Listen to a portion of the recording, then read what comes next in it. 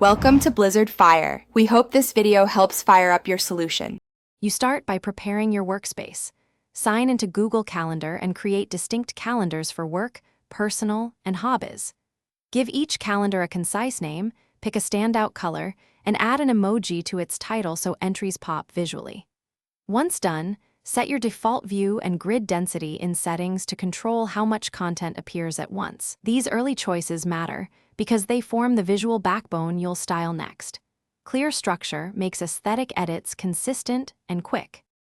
Next, you refine visual details to shape the aesthetic.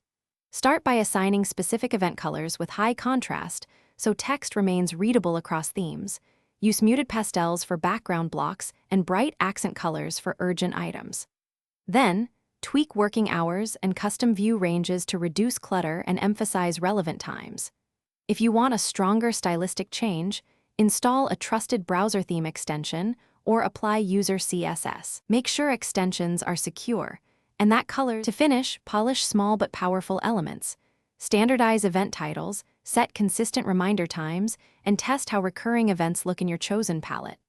Export or duplicate your calendars as templates so you can reuse the aesthetic across accounts.